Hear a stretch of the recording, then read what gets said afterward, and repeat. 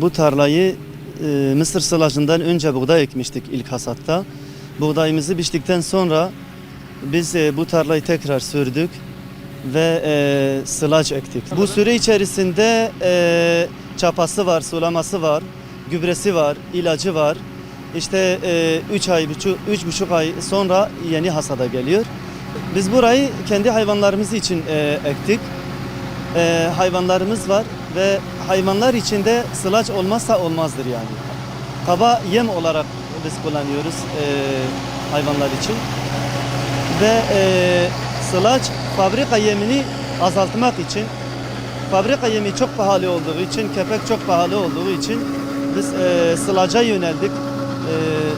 Sılaç da en azından yemin %20-30'unu 40'ını falan karşılayabiliyor yani. Şu anda 15-16 hayvanımız var. Biz yaklaşık 10 dönüm ekmiştik. Şu anda da hasadını yapıyoruz.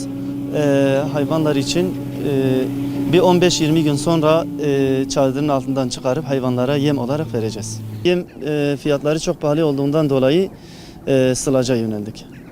Gübre çok pahalandı, mazot çok pahalandı. Yani çiftçilik yapmak zordur.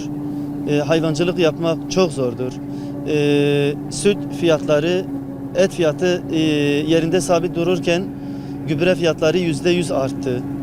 Ondan sonra maliyetler %100 arttı. Hükümetten talebimiz, evet, bu artışlara çok acilen müdahale yapılması lazım. Çiftçi gerçekten çok zor durumda yani. Bizler ilk ürünü burada buğday ektik. Buğdayı kaldıktan sonra işte hayvanlarımız olduğu için alternatif olarak bu sılaç işine girdik hayvanlar için. Ama artan maliyetlerden nedeni artık sılaç da bu bir alternatif olarak çıkmış.